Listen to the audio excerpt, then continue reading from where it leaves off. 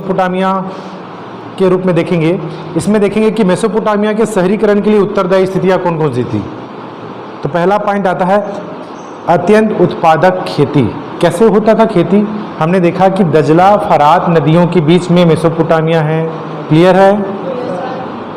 फरात नदी के किनारे मारी शहर बसा हुआ है। क्लियर है? फरात नदी के किनारे मारी शहर। क्लियर हुआ? और उस शहर में और उसके आसपास के जो क्षेत्र थे वो क्या उपजाऊ भूमि वाले थे, क्योंकि ऊंचाई से नीचाई की ओर नदियाँ बहती थी और अपने साथ उपजाऊ मिट्टी लाती थी और आसपास के क्षेत्र में बिखेर देती थी। वहाँ खेती अच्छा होता था, उपजाऊ खेती के रूप में। ठीक है, देखा गया है कि यहाँ पर बहुत सारे श्रम विभाजन विभाजित थे। पत्थर तराशने वाला एक था, मगर उसका हेल्प करने वाले बहुत लोग थे। पत्थर को तराशने वाला एक कारीगर था, मगर उसका हेल्प करने वाले बहुत लोग थे। इस तरह से श्रम विभाजन तब्दील होता। बढ़ाई वाला था, पत्थर तराशने वाला था, है ना। जो मकान बनाता था वो अकेले मिस्त्री बनाएगा क्या? नहीं बनाएगा। ठीक है, उसके साथ सहयोगी भी थे, श्रमिक भी थे। तीसरा पॉइंट देखें, धातु और पत्थरों की कमी। हर धातु और पत्थर मेसोपोटामिया में नहीं उपलब्ध थी। ठीक है, उपलब्ध नहीं थी। क्या था वहाँ पर? बाहर से मंगाया जाता था, ईरान से मंगाया जाता था, तुर्की से मंगाया जाता था। क्या? चांदी, बहुमूल्य रत्न, क्योंकि उस समय मंदिर बनना शुरू हो गया था। मंदिर बनाने जाने शुरू हो गया था, भव्य बनता था मंदिर।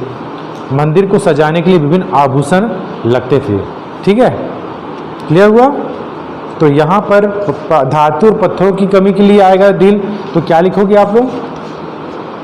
वहाँ पर बताओगे कि हर सामग्री मेसोपोटामिया में उपलब्ध नहीं थी, इसलिए मेसोपोटामिया के लोग दूसरे देशों से सामान को मंगाते थे। ईरान, तुर्की से वो बहुमूल्य रत्न, चांदी मंगाते थे और उसका उपयोग कहाँ करते थे? मंदिरों में।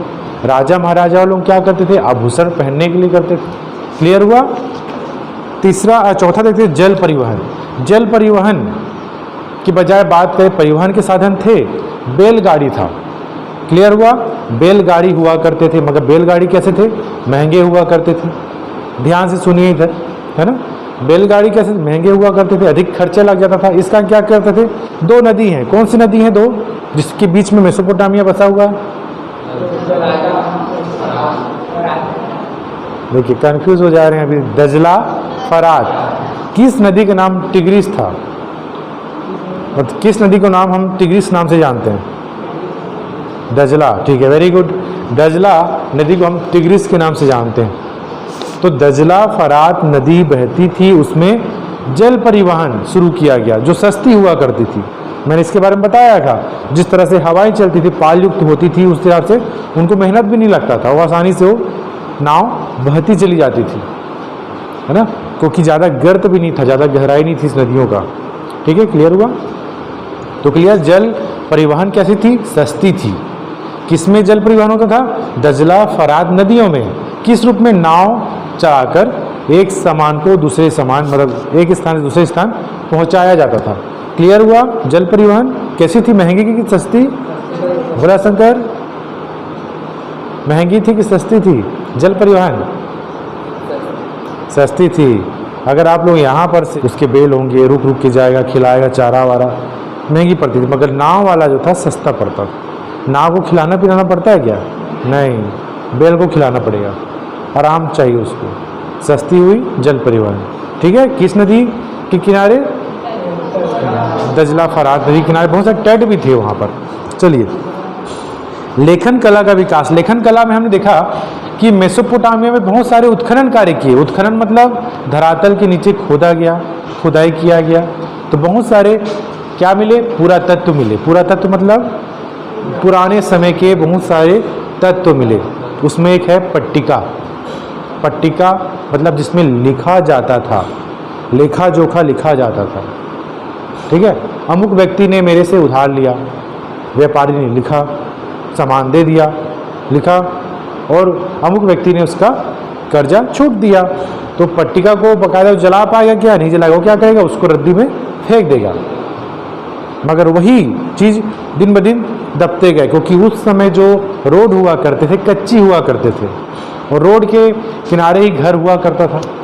घर में क्या करते थे, कचरा वचरा जो भी होता था रोड में फेंक देते थे, क्योंकि गली सकरा हुआ करता था, टेढ़े मेढ़े हुआ करते थे। आगे पढ़ेंगे तो व्यक्ति क्या करता था, जो भी यूज़ होता था सामान कचरे का, यूज़ के जो कचरा बचा उसको रोड में जाके फेंक दिए। ही मकान भी था, कचरा को फेंक दिया गया। कहाँ पर, कहाँ फेंका गया, रोड में, सड़क में फेंक दिया, जैसे कि पहले भी हुआ करता था, फेंक दिया गया। और ये क्या हुआ, हाँ दिने दिन जो रोड है बढ़ता चला गया, ऊंचा होता है। इस कारण उस समय अपने घर की चार दीवारी को ऊंचा कर देते थे वो लोग, हर 10 साल में ऊंचा कर रहे हैं। कचरा से पड़ता गया, नीचे दबता गया, तो पट्टिका भी था, नीचे दबता चला गया। बाद में अभी 1840 में उत्खनन किया गया तो उसमें पट्टिका मिला जिसमें लिखा हुआ है, हजारों मिले। तो लेखन कला उस समय उन्नत था। कैसी थी, किलाक्षरों में लिखी जाती थी। किस में लिखते थे, किसमें, पेपर में कि चिकनी मिट्टी में? कैसे लिखते, चिकनी मिट्टी को खोद के लाए और लिखना शुरू कर देते थे। हाँ, जिस प्रकार से रोटी बनाते हैं ना, क्या करते हैं, आटे को सानते हैं ना, वैसी वो लोग भी थपेरे करते हैं। सिर्फ लेखन कला हो गया। छठा है सामाजिक संगठन की आवश्यकता। सामाजिक संगठन की आवश्यकता भी हुई क्योंकि शहरी अर्थव्यवस्था विकसित हो गई थी, शहरी क्षेत्र में अधिक संख्या बढ़ने शुरू हो गए थे, मगर ग्रामीण क्षेत्र भी था। ठीक है, क्लियर हुआ यहाँ पर। अगला देखते हैं दक्षिण मेसोपोटामिया मंदिर और राजा। ये प्रश्न पूछे जाते हैं। दक्षिण मेसोपोटामिया हमने देखा यहाँ पर, मेसोपोटामिया दो भागों में, उत्तर दक्षिण। उत्तर में असीरियाई लोगों का कब्जा हो गया 1200 ईसा पूर्व के आसपास। नीचे में क्या था, दक्षिण मेसोपोटामिया थी, सुमेर, अक्कद, याद आ रहा है, सुमेर, अक्कद, क्लियर हुआ। तो यहाँ पर मंदिर और राजा। चलो ये मंदिर कैसे होती थी हम बता रहे हैं। उस समय जो नगर हुआ करती 3 भागों में थी, धार्मिक नगर, शाही नगर, व्यापारी नगर। कितनी नगर थी, 3। मतलब नगर के प्रकार की बात करें तो 3 प्रकार के नगर थी। धार्मिक नगर जहाँ पर मंदिर हुआ करती थी, वो शहर की विशेषता ये थी कि वहाँ भव्य मंदिर हुआ करता था, हर कोई दर्शन करने जाता था। वो मंदिर कैसे, मंदिर में जो देवता बैठाए जाते थे वो बहुदेववाद होते थे, एक देवता नहीं बैठे होते थे, बहुत सारे देवता, देवी देवता विराजमान थे, उनकी प्रतिमा हुआ करती थी मंदिर में। अभी भी ऐसा होता है ना, अभी शिव मंदिर हो गया है ना, तो वहाँ पर शंकर जी की प्रतिमा हो गई, मगर वहाँ जो मंदिर हुआ करती थी बहुत सारी देवी देवताओं की प्रतिमा हुआ करती थी, है ना। क्लियर हुआ यहाँ पर। मंदिर किससे बनता था, ईंटों से बना होता था। क्लियर, मंदिर ईंटों से बना होता था, बहुत सारी देवी देवताओं की प्रतिमा हुआ करती थी। क्लियर हुआ। और मंदिर जो था शहर के बीचों बीच स्थापित हुआ करती थी। क्लियर हुआ, बीच में स्थापित था। मंदिर के बीच में गर्भगृह हुआ करता था, गर्भ जहाँ पर देवी देवता विराजमान होते थे, कोई इष्ट देवी देवता। तो वैसी चंद्रमा देवता को क्या बोला गया, उर, उसी से उरुक बन गया। और इन्नार जो देवी थी वो किसकी, प्रेम और युद्ध की देवी थी, इन्नार। ठीक है, क्लियर हुआ यहाँ पर। कौन सी देवी, युद्ध और प्रेम की देवी थी, इन्नार हुआ करता था। मंदिर में अगर जाना होता तो कैसे जाना, सीढ़ी के जरिए ऊपर चढ़ के जाते थे, जिसको क्या कहा गया, सीढ़ी को चढ़ना पड़ता था, जिसको जगुरात कहा गया है। फिर इसके ऊपर एक बड़ा सा बरामदा हुआ करता था। बरामदा में बहुत सारे कमरे हुआ करते थे, और कमरे के जो कमरे हुआ करते थे पहले, बाद में तो छोटे स्तर पे थे मंदिर का, फिर बाद में बरामदा हो गया, बरामदा पर्ची, उसके आसपास कमरे हुआ करते थे। और बीच में एक जहाँ पर इष्ट देवी देवता विराजमान थे। ठीक है, क्लियर हुआ। ईंटों से बनता था और मंदिर में प्रवेश द्वार में सीढ़ी पार करना पड़ता था, जिसको जगुरात कहा गया है। जगुरात क्या है, मंदिर जो था उसको हम सीढ़ी के जरिए चढ़ते थे, सीढ़ी को ही जगुरात कहा गया है ना। और मंदिर में जो जाते थे पूजा करने, वो क्या लेके जाते थे, व्यंजन लेके जाते थे, मांस लेके जाते थे, है ना, भोग चढ़ाने के लिए। तो बहुत सारी चीज़ें लेकर जाते थे, क्योंकि वहाँ फर्श में मछली की हड्डियाँ मिली मंदिर में। तो वहाँ पर बताया गया है कि वहाँ पर ये क्या व्यंजन लेके जाते थे। इसमें मांसाहारी भी होते थे, शाकाहारी भी हुआ करते थे। क्लियर हुआ यहाँ पर? अब ये मंदिर की बात हो गई। मंदिर में जो राजा हुआ करता था, मंदिर बनाता था, और बहुत सारे श्रमिक लोग होते थे, उसको क्या करते, तराशते थे। पत्थरों से बना है बहुत सारा। जो प्रतिमा हुआ करती थी पत्थरों से, पत्थरों को तराश कर बनाई जाती थी। ठीक है, मंदिर के बारे में प्रश्न पूछेगा, मेसोपोटामिया में मंदिर के संदर्भ में वर्णन कीजिए, तो आपको बताना पड़ेगा मंदिर क्या है। मेसोपोटामिया में 3 प्रकार के नगर हुआ करते थे। धार्मिक नगर, मंदिर के बारे में बताइए। शाही नगर की बात कर लें। शाही नगर में क्या होता था, जहाँ राजा रहता था। राजा शुरू से राजा नहीं हुआ, ये करता था उस समय फरात नदी, ये जो फरात नदी है, नाम इसका फरात, ये दजला नदी, और यहीं पर है मारी शहर। मारी शहर में होता ये था कि फरात की जो नदियां हुआ करती थी तेज गति से बहती थी बरसात में। तो कोई क्षेत्र होता था जहां पर बहुत सारे खेत हैं, वो पूरा का पूरा पानी से लबालब होकर डूब जाता था, और कोई क्षेत्र सूखा रहता था, यहाँ पानी पहुंच ही नहीं पाता था। ठीक है, क्योंकि गाद जमा हो जाता था। तो मारी शहर में, जो कि फरात नदी के किनारे हैं, तो जल को लेकर भी युद्ध होता था। जल को लेकर मनमुटाव होता था कि भाई उसका खेत सूखा है, उसका खेत में पानी बहुत भरपूर है, तो सूखा वाला जो खेत का मालिक होगा तो वो नाराज़ होगा कि हमारे खेतों में भी पानी डालने दो। तो इस कारण पानी के लिए अनबन होता था। धीरे धीरे ये युद्ध में तब्दील हो गया, है ना। अब इस जगह के लोग के प्रति ये जगह वाले क्या किए, युद्ध करना शुरू कर दिए, और युद्ध में जो जीतता था वो मुखिया बन जाता था। क्लियर हुआ? पानी के लिए युद्ध हुआ, और युद्ध में जो जीता वो क्या बना, मुखिया बन जाता था। और जो युद्ध में जो जीतता था, जो लूट होता था वहाँ पर, खजाने से जो लूटते थे वो लोग, वो आपस में बांट लेते थे सैनिक लोग। तो इस प्रकार से जो मुखिया बनता था वही राजा बन जाता था। ठीक है, राजा कैसे बना? पहले तो भाई जल विवाद में हुआ, मुखिया हो गया, फिर राजा बन गया।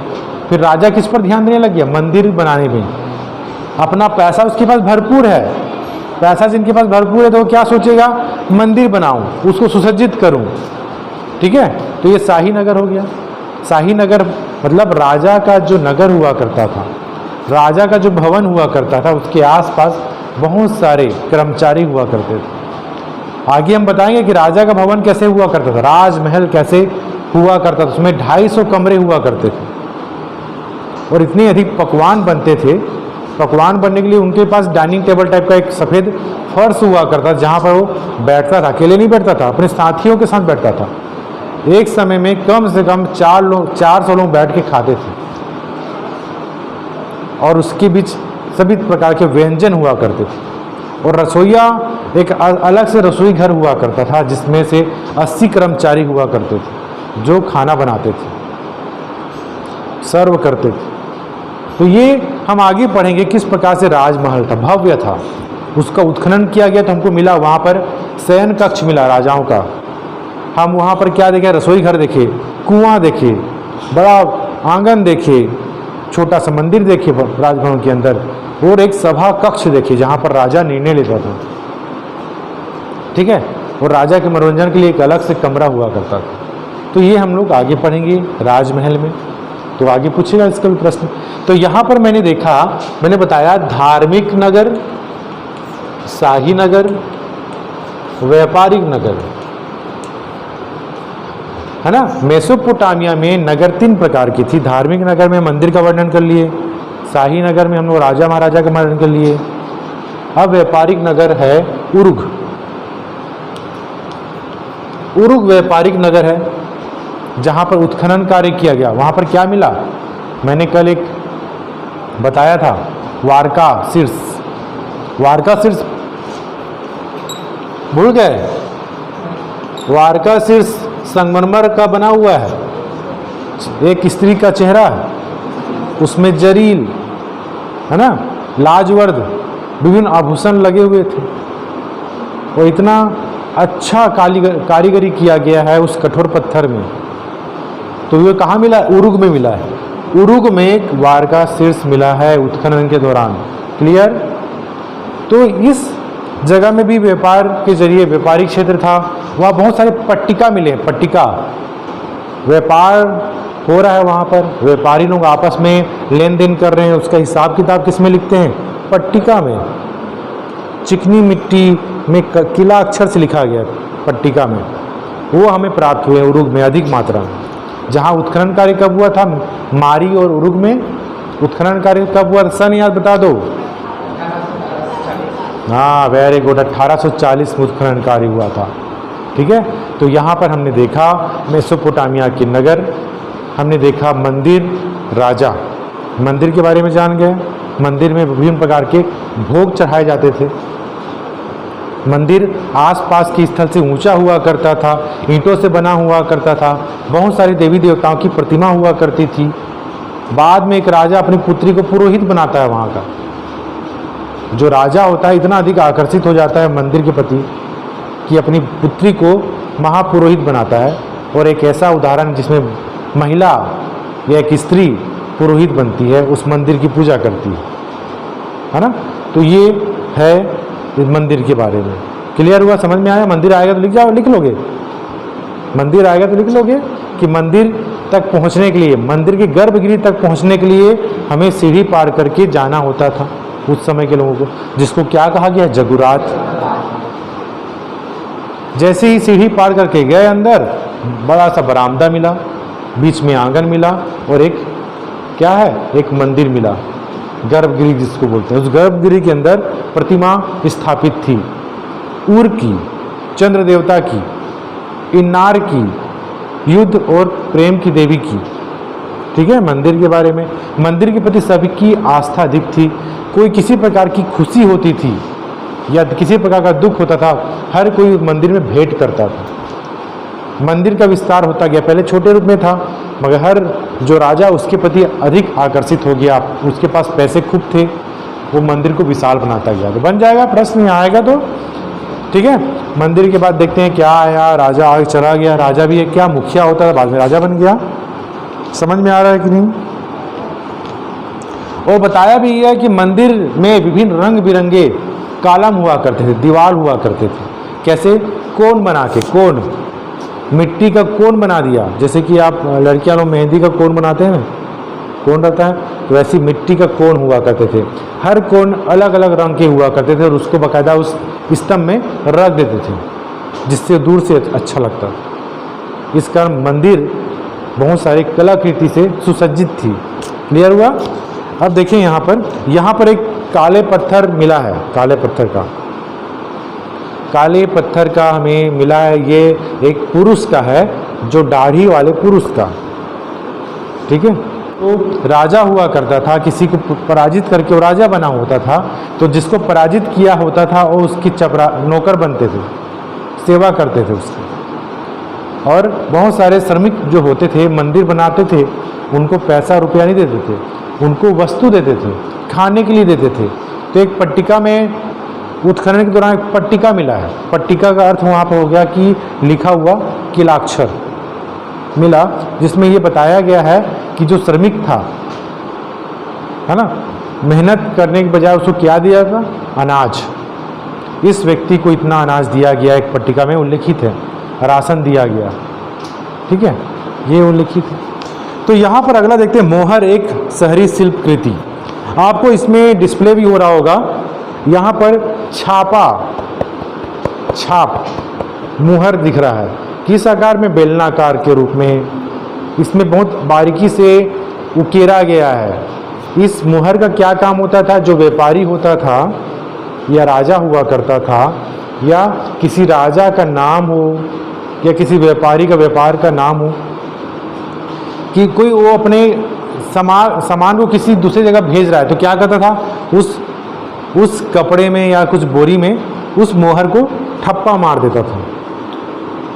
समझ में आ रहा है? तो जिसमें उसमें उल्लेखित होता था कि किस व्यक्ति का सामान है, मतलब किसने भेज रहा है। कब भेज रहा है, तो वो पूरी तरह से इस मोहर के जरिए ही होता था। इस मोहर को क्या उपयोग, मोहर का मतलब जिसमें हम लोग बाकायदा छापे, तो किसके पास हुआ करता था, राजा के पास, व्यापारी के पास।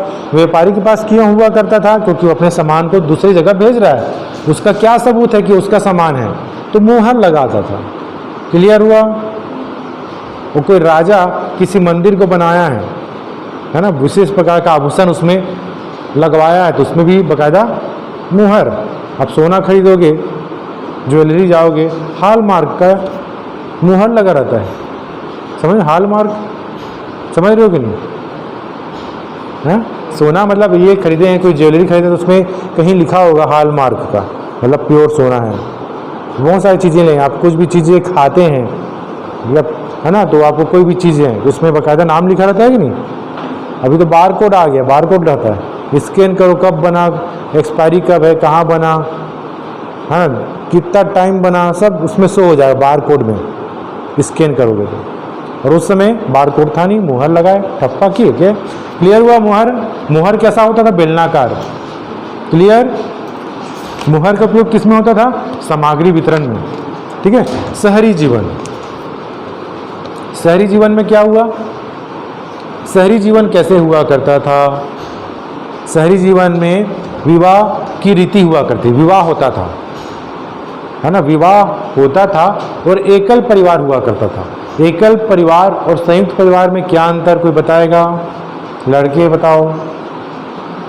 एकल परिवार और संयुक्त परिवार, चलो अब बताइए आप लोग किस किस परिवार से आते हैं आप लोग, क्या एकल परिवार वाले हैं या संयुक्त परिवार वाले हैं। समझ में आ रहा है मैं क्या बोल रहा हूँ, इसका अर्थ नहीं समझते। ज्वाइंट फैमिली से हैं कि क्या है, बताओ। एकल परिवार आके बताओ क्या है, नहीं आ रहा है। एकल परिवार उस परिवार को कहते हैं जिसमें माता पिता और बच्चे होते हैं बस। तो आप उसी परिवार से आते हैं जिसमें माता पिता बच्चे बस हैं, या आप माता पिता बच्चे के अलावा जो माता या पिता के कोई माता हो, दादा दादी हो, या चाचा चाची हो, तो ज्वाइंट फैमिली मतलब जहाँ पर 5 से अधिक परिवार हो, सदस्य हो, एक इसमें आएगा ज्वाइंट फैमिली, संयुक्त परिवार। तो आप किस में आओगे, एकल में कि संयुक्त में। एकल में आओगे कि आपके माता पिता और आप बच्चे बस हैं, है ना, ये आते हैं। अधिकांश जो है ज्वाइंट फैमिली से आएंगे, क्योंकि दादा दादी होंगे, चाचा चाची होंगे, हालांकि काम के जरिए वो बाहर चले जाते हैं, मगर कुछ त्यौहार में फिर वापस आते हैं, एक साथ त्यौहार मनाते हैं, तो कुल मिला के ज्वाइंट फैमिली ही होगा। अब है ना, अब प्रत्यक्ष रूप से तो हमारे पास ही हैं, प्रत्यक्ष रूप से नहीं है, एक साथ चूल्हा में खाना बन रहा है नहीं, मगर कुछ त्यौहार हो गया, दिवाली हो गया, तो कहीं कमाने खाने गए, मगर एक साथ आएंगे, एक साथ रहेंगे, तो ये ज्वाइंट फैमिली में आएगा। तो अधिकांशतः आप लोग ज्वाइंट फैमिली से हैं। तो मेसोपोटामिया में एकल परिवार भी हुआ करता था, जिसमें पति पत्नी और उसके बच्चे हुआ करते थे, मगर जो पुत्र है अपने माँ बाप को भी रखा करता था। ठीक है। शहरी जीवन के बारे में हुआ क्लियर। तो यहाँ पर शहरी जीवन के बारे में हुआ, और इसके अलावा देखा गया है कि जो सामान्य व्यक्ति हुआ करता था, सामान्य व्यक्ति, उसकी कब्र कहाँ होती थी, अपने घर के फर्श में दफना देते थे उसको। क्लियर। कोई सामान्य व्यक्ति है, उसकी मृत्यु हो गई तो अपने घर के फर्श में दफना देते थे, जमीन में दफना दिए, ऊपर में प्लास्टर कर दिए, फिर बस आराम से हो गया। पहला राजा लोगों की मृत्यु होती थी, बाकायदा उनको कब्रिस्तान में दफनाया जाता था, और उसके साथ जितने उसके आभूषण हुआ करते थे, खाने पीने का जो सामान हुआ करता था, बड़े कक्ष में उसको दफनाते थे। राजा को दफनाए, सामान्य व्यक्ति को दफनाए कहाँ, अपने घर में। राजा को दफनाए कब्रिस्तान में, एक भव्य कमरे में दफनाए। क्लियर। तीसरा हो गया जो धनवान व्यक्ति हुआ करता था, उसको भी कब्रिस्तान में दफनाया जाता था, और उसके लिए जितने भी उसकी रोज़मर्रा के जो सामान हुआ करते उसको भी साथ में दफनाया गया। क्लियर हुआ। 3 प्रकार के हो गए शहरी क्षेत्र में। शहर क्षेत्र था इस कारण पैसे के आधार पर, कोई अमीर था, पैसे सबके पास समान नहीं था, किसी के पास ज़्यादा था वो धनवान हो गया, जिसके पास कम था वो मजदूर या श्रमिक हो गया। असमान वितरण था पैसे का।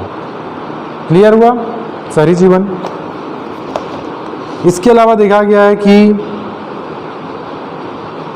इसमें बहुत सारी चीज़ें हैं कि जब नववधु, जब नई विवाहित बहू आती थी तो सांस लेने जाती थी, सांस लेने जाती थी उसके मैके, और जो लड़की के जो पिता हैं बहुत सारे चीज़ें सामग्री दहेज के रूप में उसको देते थे, उसकी सास को और उसकी बेटी को।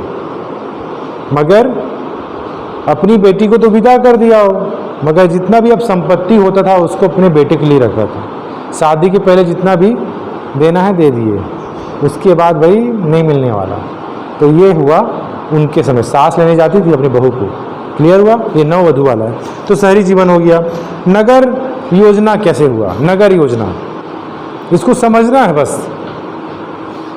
नगर योजना कैसे हुआ? नगर नियोजन उत्खनन हो जाएगा। नगर नियोजन में कैसा हुआ?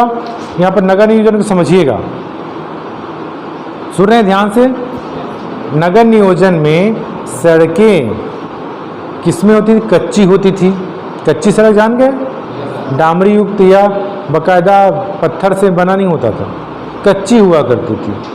और सड़कें सकरी हुआ करती थी। सकरी समझ में आया? हाँ, चौड़ाई कम हुआ करती थी, सकरी हुआ करती थी। और हर सड़कें कहीं ना कहीं गली जाया करती थी। गली समझ में आया? गली तो सकरी रहती है। और अगर आपके घर में उस समय मेसोपोटामिया के अगर आप सदस्य होते तो आपके घर में कुछ आयोजन होता, बहुत सारे सामान बैलगाड़ी में आ रहा है, तो अब क्या होता? आपके घर तक नहीं पहुंच पाता, उसको रोड में रखना पड़ता था। और वहाँ से उसको गधे में लाद कर, गधे भी थे, खच्चर भी थे, उस पर सामग्री को लाद कर वो घर तक पहुँचाता था। बरसात में ये जो सकरी गली थी बाकायदा दुर्गम हुआ करती थी। बरसात में कीचड़ युक्त गलियां हुआ करती थी। क्यों? क्योंकि अधिकांश व्यक्ति, अधिकांश रहवासी अपना कचरा उस गली में डाल दिया करते थे। तो गली जो पहले नीचे हुआ करती थी धीरे धीरे ऊंचा हो जाती थी, और उनका घर का चौखट है उसको लोग ऊपर करते थे। तो उस समय नगर नियोजन ऐसा हुआ करता था, सुनियोजित नहीं था नगर नियोजन। क्लियर हुआ? समझ में आया? कुछ समझाने वाला है ही नहीं, स्टोरी टाइप का है। माइंड को अपना वहाँ सेट हो जाओ। आप लोगों को भाई जा रहे हैं, बाइक चलाते जा रहे हो, कीचड़ आ गया, अंदर घर के अंदर नहीं जा पा रहे, उतर के बाइक को रखे पैदल गए, पैदल भी जा रहे हो तो भाई वो बाकायदा प्लास्टर कर रहा है, काम कर रहा है, क्या कर रहा है? अपना दहलीज मतलब जो दरवाज़ा उसको ऊपर उठा रहा है। वो पूछ रहे हो कि काहे को ऊपर उठा रहे हो? तो बोला कि कचरे से पूरा पटा गया रोड, बाढ़ का पानी घर में घुस जाता है, इसका हम लोग हर 5 साल में ऊंचा करते हैं, मगर कचरा फेंकना नहीं भूलते। ऐसा होता है। तो ये हुआ नगर नियोजन। समझ में आ गया? सुनियोजित थी कि असुनियोजित? समझ में नहीं आया? सुनियोजित मतलब, सुनियोजित मतलब व्यवस्थित। क्या व्यवस्थित थी? आप लोग अपने घर जाते हैं, पुस्तक लेकर आए हैं, क्लास में ड्रेस पहन के आए हैं, घर गए, पुस्तक फेंके, ड्रेस फेंके, मस्त खाए पिए फिर चले गए। ये करते हो क्या? तो ये क्या है? सुनियोजित नहीं है, अव्यवस्थित है। पुस्तक को पुस्तक की जगह में रखो। जब आप पुस्तक को पुस्तक की जगह में रखोगे, ड्रेस को ड्रेस की जगह में रखोगे, तो क्या होगा? वो सुनियोजित, व्यवस्थित, यही होता है। ठीक है? अब देखें अगला, भवन निर्माण। भवन निर्माण में क्या होता है? भवन निर्माण के समय जो उस समय के लोग अपना जो परिवार है उसको पड़ोसियों के साथ भी साझा नहीं करना चाहते थे। पड़ोसी लोग जान जाएंगे। इसका क्या? खिड़कियां भी नहीं बनाई जाती थी। सब कमरे किधर थे?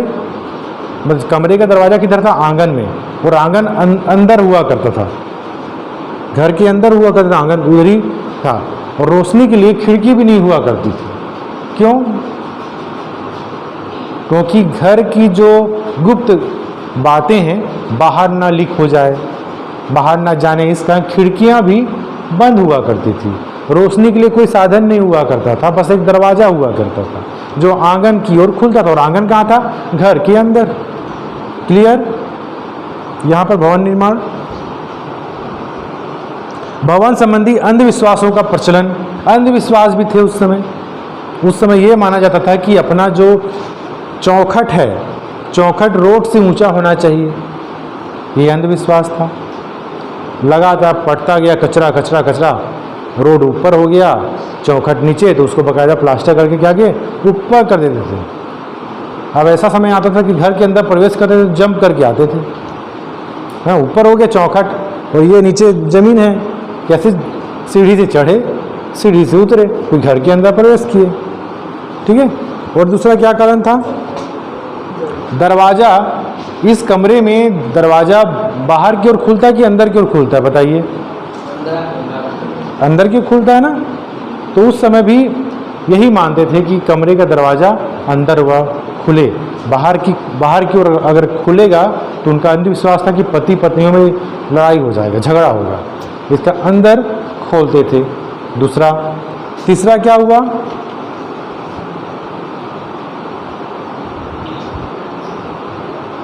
और जहाँ घर खुले, समझ लीजिए ये घर का जो दरवाज़ा इधर खोल रहे हैं अपन, सामने का अलग से दरवाज़ा है, तो ये नहीं मानते। 3 प्रकार के अंधविश्वास था। दहलीज ऊपर होना चाहिए, दूसरा क्या बताया, दरवाज़ा अंदर की ओर खुलना चाहिए, तीसरा क्या बताया गया, दरवाज़ा जहाँ खुले तो सामने किसी दूसरे पड़ोसी का दरवाज़ा ना रहे, है ना, तो ऐसा जगह खुले जहाँ पर दरवाज़ा, जैसे कि यहाँ पर दरवाज़ा क्या किसी दूसरे कमरे का नहीं है ना, और कहाँ पर है, जहाँ पर लगे। इस विद्यालय में है क्या, चलिए एक है, 10वीं क्लास देखिए वाला, वो वाला दरवाज़ा और वो वाला दरवाज़ा, मतलब जहाँ पर 11वीं बायो होता था, आमने सामने खुलता। तो अगर ये घर होता तो वो लोग क्या मानते, अंधविश्वास मानते, नहीं खुले। ठीक है, ये अंधविश्वास हो गया। जल निकास व्यवस्था के लिए क्या था, होज। होज क्या होता था, प्रश्न पूछेगा। होज होता था जहाँ पर जल, जहाँ एक विशेष प्रकार का गड्ढा, जहाँ पर मल मूत्र या गंदा पानी इकट्ठा होता है, उसको होज कहते हैं। टंकी कहते हैं, चलिए अभी तो हम लोग टंकी बोल दिए, टैंक बोल दिए।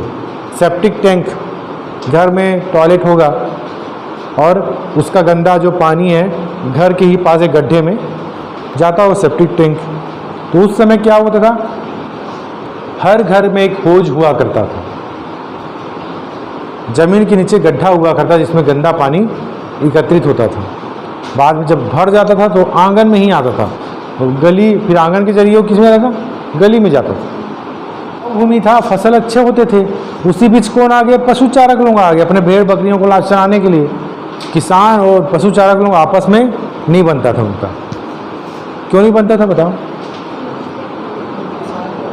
अभी भी ऐसी होता है, गांव में भी डंडा लेके बैठे हैं, शाम को गाय लोग आ रहे हैं, धान वान में बाली लगा हुआ, खाना शुरू कर दे रहे हैं, इधर वाला उधर खेद रहा है, उधर जा रहा है, उधर वाला उधर खेद रहा है, कंफ्यूज हो जा रहा है, गाय किधर जाए, है ना, ये हो जा रहा है। तो उस समय पशु चारक लोग क्या करते थे, चराते थे। और पशुओं को पानी भी पीना है, नहर है वहाँ पर, और 20-25 खेत होके जाना है नहर, गाय लोगों को लेके जा रहे हैं, बेर बकरी लेके जा रहे हैं, भाई उसको बोलना मत खाना, हम लोग पानी पिलाने जा रहे हैं, ऐसे समझेगा क्या गाय बैल, वो जा रहा है तो इधर खाएगा उधर खाएगा, खाते खाते जा रहा हो, नहर के पास पानी पी रहा। मगर जो किसान है वो किसके प्रति गुस्सा होगा, बकरी बैल के प्रति होगा कि पशु चारक जो चराने वाले उनके प्रति होगा, चराने वाले के प्रति होगा गुस्सा। तो इस कारण दोनों का अनबन हुआ करता था, किसान और पशु चारक दोनों उत्तर दक्षिण थे। इस कारण किसान हमेशा रात भर जगा रहता था, कहीं पशु चारक लोग आके चरा मत दे।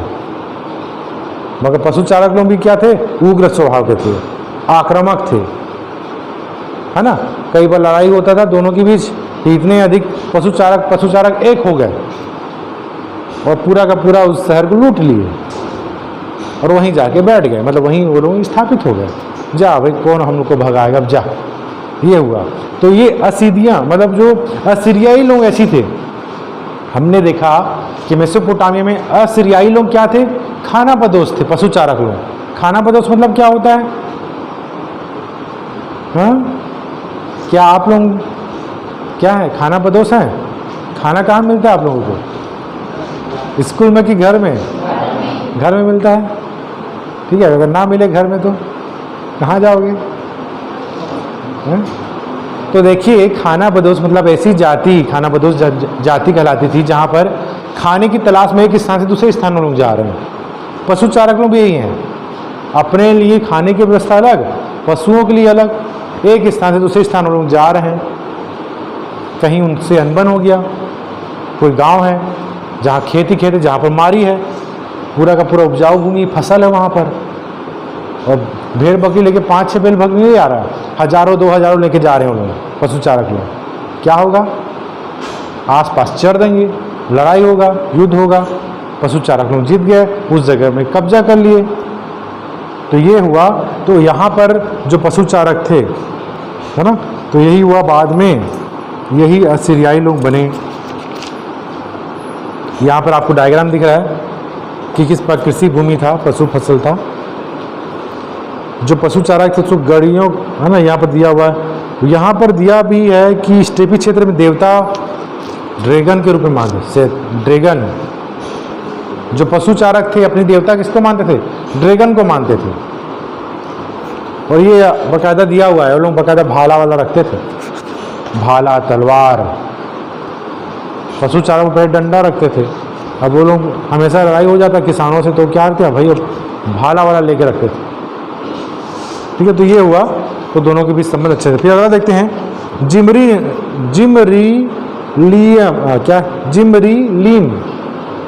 जिमरीलिम एक प्रकार का राजा है। जिमरीलिम एक राजा है जो मारी शहर में है, राजमहल है। राजमहल में आप यहाँ पर देख रहे हैं भव्य, कहाँ पर है? सिंहासन कक्ष। सिंहासन कक्ष मतलब, हाँ, साला एवं रसोई मतलब जहाँ पर विभिन्न पकवान बन रहे हैं। भीतरी आंगन है, सभागृह है, बाहरी आंगन है, मेहमान आ रहे हैं, गेस्ट आ रहे हैं, राजदूत आ रहे हैं, तो बाहरी आंगन में रहेंगे। भीतरी आंगन में कौन रहेंगे? उनके बच्चे खेलेंगे राजा के। ये प्रवेश द्वार एक ही है। कुआं में क्या हो रहा है भाई? कूदने का काम करते हैं लोग, नहाने का काम कर रहे हैं, पीने का काम कर रहे हैं। तो ये पूरा राजमहल है। कितने हेक्टेयर में फैला हुआ है? 270 कितना हेक्टेयर में फैला हुआ है। रसोई घर में देखो कैसा है रसोई घर, चूल्हा है। गैस सिलेंडर क्यों नहीं है सर? हैं? तो भाई उस समय चूल्हे का उपयोग था। एक चूल्हा है कि बहुत सारे चूल्हा हैं? बहुत सारा है। इससे क्या प्रतीत होगा, क्या सोचोगे आप? किसी एक व्यक्ति के लिए खाना बनता था बस, राजा के लिए, कि बहुत सारे लोगों के लिए? बहुत सारे लोगों के लिए। शौचालय और स्नान गृह है, टप है मस्त, है ना। प्रांगण है, इस तरह का प्रांगण हो तो बरामदा। लिपिक कार्यालय था, देखिए कितने सारे कार्यालय था, वहाँ कितने कर्मचारी हुआ करते होंगे। दीवार पर की गई चित्रकारी, है ना। राजा विशेष प्रकार का, क्या राजा काफ़ी लंबा मूछ रखा करता था, दाढ़ी रखी करते थे। इसमें दिया हुआ है कि एक राजमहल 2.4 हेक्टेयर में फैला हुआ था। 1 हेक्टेयर मतलब कितने एकड़? तो मतलब भी क्या होगा? तो फिर या तो हेक्टेयर बोल दो या एकड़ बोल दो, है ना। हेक्टेयर ज़्यादा बड़ा होता है, लगभग 1.3 एकड़ बराबर 1 हेक्टेयर होता है। बैठता था मेज में, क्या होता था? आटा। आटा मतलब रोटी, आटा तो नहीं खाएगा, रोटी, मांस, मंदिरा, मछली, फल, जूस, सब तरह ये हुआ करता था। काश हम उस समय क्यों नहीं थे, बोल रहे हैं भोला शंकर। कितना अच्छा सेवा सत्कार, इतना बड़े राजमहल के मालिक हुआ करते थे। तो ऐसा भी नहीं है कि राजा है तो अच्छा है भाई। राजा किसका सोचने लग गया? प्रजा के बारे में सोचने लग गया, प्रजा के हित के बारे में सोचने लग गया। मगर कोई आसपास का राजा उस पर आक्रमण भी कर सकता था। ठीक है। मारी नगर का महत्व, मारी नगर में क्या क्या महत्व हुआ? बहुत सारे उत्खनन कार्य हुए, इसमें बहुत सारे आभूषण मिले, औजार मिले। भाला के बारे में बताना है आपको। मंदिर कहाँ होता? शहरों में होता था। फिर वही बात बोल रहा है, मेसोपोटामिया में सर्वप्रथम मंदिरों का विकास हुआ। ये मंदिर कच्ची ईंटों से निर्मित होते थे तथा विभिन्न प्रकार के देवी देवताओं का निवास स्थान था। विभिन्न प्रकार के देवी देवता मतलब बहुदेववाद, बहुत सारे देवी देवता मंदिर में स्थित देवता पूजा के केंद्र बिंदु होते थे। यहाँ के लोगों के व्यक्तिगत रूप से पूजे जाने वाले देवता उनके खेतों, मत्स्य क्षेत्रों और पशुधन के स्वामी माने जाते थे। देवता किसके मानते थे स्वामी? खेतों के जो रखवाले हैं देवता, है ना, मत्स्य क्षेत्रों की जहाँ मछली पकड़ रहे हैं, पशुधन वाले। तो धीरे धीरे मंदिरों में विभिन्न प्रकार के क्रियाकलाप बढ़ते गए और मुख्य शहरी संस्था का रूप ले लिया। ठीक है, पहले स्टार्टिंग में छोटा था मंदिर, मगर बड़े होते चले गए। सामुदायिक मुखिया, सामुदायिक मुखिया क्या होता था? कोई युद्ध को जीता है मुखिया, बाद में यही राजा बन जाता था। सेना क्या हुआ करती थी? जो युद्ध में किसी को पराजित किए हैं, उस क्षेत्र का पूरा लूटा हुआ जो सामान होता था, है ना, वह सैनिक रखा करते थे और कुछ राजा रखा करते थे, उसको बताया गया। और सेना के पास क्या हुआ करता था? विभिन्न प्रकार के औजार हुआ करते थे। भाला के बारे में बता दिया, जो हाँ नोक वाला भाग में क्या था? कांसे का परत लगा होता था। व्यापारिक केंद्र हो गए। व्यापारिक केंद्र में कौन कौन सा हो गया? मारी नगर व्यापारिक केंद्र था, जहाँ पर क्या क्या व्यापार होता था? पत्थर, रांगा, तांबा, सीपी, अनाज। ये कहाँ से मंगाया जाता था? ईरान और तुर्की से मंगाए जाते थे। ठीक है। एकल परिवारों का उदय। एकल परिवारों का उदय में क्या देखें? बताया, एकल परिवार का उदय हो गया, संयुक्त परिवार नहीं हुआ। एक परिवार में 5 सदस्य हुआ करते थे, अधिक से अधिक 5 सदस्य, है ना, माता पिता और उसके बच्चे। जैसा विवाह होता था, पुत्र जो था अन्यत्र एक अलग से घर बना लेते थे, तो ऐसा बता सकते हैं। तो एकल परिवार। तो कुल मिला के मेसोपोटामिया की संस्कृति समझ में आई। संस्कृति कैसी थी समझ में आई। अब आता है गणित। अंक गणित क्या था भाई? लेखन कला का महत्व। पहला आता है गणित की विविधतापूर्वक, जैसा कि आपको गणित दिखाई दे रहा है ना, ये चक्रवृद्धि, ब्याज, वर्गमूल सब पट्टिका में उकेरा गया है। सूत्र हम लोग को अभी याद करने में दिक्कत हो जा रहा है, और उस समय का है ये सूत्र, चक्रवृद्धि, ब्याज, वर्गमूल। सोचिए, मेसोपोटामिया की देन है। काल गणना की जानकारी, एक साल में कितने दिन होते हैं, एक महीने में कितने सप्ताह होते हैं, एक साल में कितने सप्ताह होते हैं, बताओ। हाँ सही, भोला शंकर को पता है, ये मेसोपोटामिया से आया जरूर, इसे जब मेसोपोटामिया में था लग रहा है। तो मेसोपोटामिया के लोगों के ये देन था कि एक वर्ष में 12 महीने होते हैं, है ना, और जो तकरीबन एक माह में 4 सप्ताह होते हैं। और जो समय का निर्धारण किससे होता था? चांद अवधि, चांद के कारण, तारों से चंद्र अवधि, चंद्र गणना करते थे उस समय। ठीक है, जो अभी भी हम इसी को मानते हैं मेसोपोटामिया का। जैसे कि एक दिन में कितने घंटे होते हैं? हाँ बिल्कुल सही। और एक घंटे में कितने मिनट होते हैं? तो ये सब कैलकुलेशन मेसोपोटामिया की देन है। क्लियर हुआ? अंक गणित में चक्रवृद्धि, ब्याज, वर्गमूल। काल गणना में 1 मिनट में कितने सेकेंड होते हैं, और 1 घंटे में कितने मिनट होते हैं, सब हाँ सब इसी का कैलकुलेशन। व्यापार में संस्कृति की जानकारी। व्यापार और संस्कृति की जानकारी किससे मिलती है? पट्टिकाओं से। पट्टिका जिसमें उकेरा गया है किलाक्षरों में अक्षर, उसके बारे में जानकारी मिलती है। ठीक है। एक पूरा कालीन पुस्तकालय। पुस्तकालय कहाँ मिला है? एक आखिरी राजा है अशुरबनीपाल, ये असीरियाई शासक था। असीरियाई शासक लोग क्या थे? खानाबदोश थे, आए और स्थायी रूप से बस गए। असीरियाई संस्कृति का बसाव हो गया। शासनकाल है 668 से 627 के बीच। इन्होंने क्या किया? बहुत सारे ग्रंथ जो थे इस पुस्तकालय, पुस्तकालय मतलब क्या होता है? हाँ, बहुत सारे पुस्तकें एकत्रित। कितने सारे पुस्तक हैं यहाँ लिखाया हुआ है? 100 मूल ग्रंथ और 30,000 पट्टिकियाँ, है ना। तो यहाँ पर जहाँ लाइब्रेरी हम जिसको बोलते हैं, इंग्लिश में लाइब्रेरी बोल दिए, जहाँ बहुत सारे पुस्तक हैं, महाकाव्य हैं, तो ये इन्होंने ही इसका निर्माण कराया था। किसने कराया था?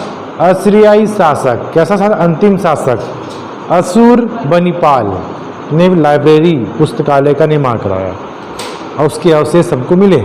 बहुत सारे पट्टिका, बहुत सारे असंख्य पट्टिका मिले, जो भूत प्रेत निवारण विषय पर अमुक व्यक्ति द्वारा लिखी गई है। सब विषय के बारे में हमको वहाँ बुक मिलता। एक आरंभिक पुरातत्ववेत्ता, उसका नाम है नेबोपोलासर, है ना। ये क्या किया? इसको एक बहुत टूटी हुई मूर्ति मिली, उस टूटी हुई मूर्ति को बाकायदा कारीगरों के जरिए वो उसको अच्छे से मूर्ति बना दिया। एक मूर्ति जिसमें से धड़ अलग था, उस मूर्ति का जो सर को उन्होंने तराशवाया और उसको करा। मतलब ये बताया जा रहा है कि उस समय भी बहुत सारे सामान, बहुत सारी मूर्तियां मिलते थे जो पुराने हुआ। चंद्र देवता को क्या कहा जाता था? उर। खोज क्या होता है? खोज मैंने बताया था। खोज क्या होता है? कोई बताएगा? भूल गए? खोज एक गड्ढा क्षेत्र होता था, गड्ढा किया जाता था धरातल में। क्यों गड्ढा करते थे? मल मूत्र गंदे पानी वहाँ रहें, जहाँ पर एक प्रकार का टैंक जिसको खोज कहा गया है। ड्रैगन कौन था? हाँ, देवता था पशु चारकों का। स्टेपी घास भूमि के आसपास जो देवता थे उसको ड्रैगन कहा गया, पशु चारकों का ड्रैगन। नेबोपोलासर के विषय में संक्षेप में लिखिए। एक शासक था ये, इसने क्या किया? जो पुराने पुरातत्व उनको प्राप्त हुए, एक ऐसी मूर्ति प्राप्त हुई जिसका धड़ नहीं था, सिर नहीं था, है ना, अलग था, उसको क्या करा? तराशाया और उसको वहाँ पर लगवाया। मारी नगर में किन किन वस्तुओं का व्यापार होता था? तांबे का, है ना, चांदी का, और बहुत सारी चीज़ें हैं, है ना, इसका होता था जारी वर्ग। लेखन या लिपि का क्या अर्थ है? लेखन और लिपि का क्या अर्थ है भाई? मेसोपोटामिया की लिपि कैसे हुआ करती थी? किलाक्षरों वाली हुआ करती थी। वारका शीर्ष पर संक्षेप टिप्पणी लिखिए। प्रश्न तो पूछेगा, वारका शीर्ष हमें कहाँ मिला? वारका शीर्ष भूल गए? किसका है? एक पुरुष का है कि एक महिला का? क्या चेहरा? हाँ, वारका शीर्ष कहाँ मिला? उत्खनन के दौरान लिखा तो भाई, उरुग। कब मिला? 1840 में। ये किस कलर का था? सफ़ेद संगमरमर से बना हुआ था, कठोर पत्थर से बना हुआ था, है ना। इसके जो भौं हैं, इसकी आंखें में क्या लाजवर्द का यूज़ किया गया था? नीली लाजवर्द। इसकी आंखों में नीली लाजवर्द का यूज़ किया गया था। इसकी ठुड्डी, इसके सर के ऊपर का जो शेप था उस पर आभूषण लगे हुए थे। सब बताना। वारका शीर्ष मेसोपोटामिया संस्कृति का एक बोल सकते हैं अद्भुत कलाकृति का नमूना। उरुग नगर के विषय में संक्षेप में चर्चा कीजिए। उरुग नगर के बारे में बताओ, क्या था ये, कैसा नगर था? मेसोपोटामिया के लोग बहुत कम साक्षर थे। क्यों? सभी लोग साक्षर नहीं थे। स्पष्ट कीजिए, बताओ। मैंने राजा, हाँ, वेरी गुड। मतलब जो व्यापारी वर्ग था, जिसको व्यापार का लेखा जोखा रखना है, राजा है, और दूसरे राज्यों से उसको संबंध रखना है, उन्हीं तक ये फैला हुआ था। क्योंकि ये किलाक्षर जो था वो आम लोगों के बस की बात नहीं थी समझने की। क्योंकि ये क्या थी? भाव चित्रात्मक थी, लिपि थी एक प्रकार की, जो आम जनता नहीं समझ पाते थे। मैंने इसके बारे में आपको बताया। आपको अंग्रेजी बुक रहेगा तो समझ पाओगे, क्या नहीं, हिंदी में है, समझ रहे, ठीक है। ये वाला क्यूनिफॉर्म या किलाक्षर का शाब्दिक अर्थ क्या है? किलाक्षर क्या है? प्रश्न है, किलाक्षर। संधि विच्छेद करिए। हाँ, किलो से बना हुआ अक्षर किसमें बनाएंगे भाई? चिकनी मिट्टी, है ना। वो इसे प्रकार पट्टिका हुआ करती थी, उसको गीला करके थपेरे करके, जब वो गीली होती तभी लिख पाते थे। धूप में सुखा दिए, सूख गया, बाद में कोई मिटाल नहीं सकता उसको। इरेजर है, जा मिटाल, सफ़ेदा है, सफ़ेद, कुछ कर ही नहीं सकता उसमें। जैसा लिखा, अमुक व्यक्ति ने मेरे से 500 रुपये लिया, लिख दिया, और जब तक वो रखा हुआ है धूप में सुखा के, उसको चेंज भी नहीं कर सकते। जब भी मैं 600 रुपये कर देता हूँ, उसको याद नहीं रहेगा तो ये भी संभव नहीं है, जो कहते हो, है ना। मारी नगर के किसानों एवं पशु चारकों के मध्य झगड़े क्यों होते थे? फसल हाँ, सफा चट कर देते थे। ये लोग पानी के लिए लेके जाते थे, मगर उसी बीच खेत भी पड़ते थे। गाय भैंस इधर उधर खाते खाते जा रहे हैं नहर में, सफा चट कर दे रहे हैं, तो लड़ाई तो होगा ही भाई।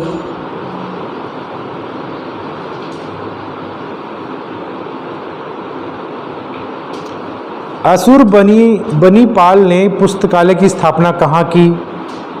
यह पुस्तकालय किस देवता के मंदिर में केंद्रित था? देखिए कहाँ पर है भाई, असुर बनीपाल, ऐसा लगा असुर बनिया ऐसा लग रहा है मेरे को, है ना। अब ऐसे याद कर लो, क्या कहाँ किया भाई? हो बेबीलोन में किया। कहाँ किया ये? असुर बनीपाल ने उत्तर में स्थित अपनी राजधानी निनवे पेज नंबर 46 पुस्तकालय में स्थापना की, जहाँ पर क्या क्या था? बहुत सारे थे भाई महाकाव्य।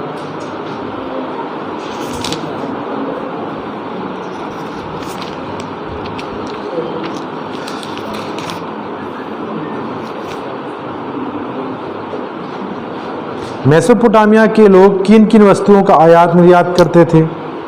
मोहर से आप क्या समझते हो? सब पढ़े हैं हम लोग अभी। मोहर एक प्रकार का छाप होता था, जिसमें व्यापारी अपने सामग्री को कहीं भेजना है तो उस सामग्री में वो छापता था। बेलनाकार के रूप में होता था, बेलनाकार, हाँ बेलनाकार, ठीक है, उसमें छापता था। ठीक है, आज का जो टॉपिक है समाप्त होता है।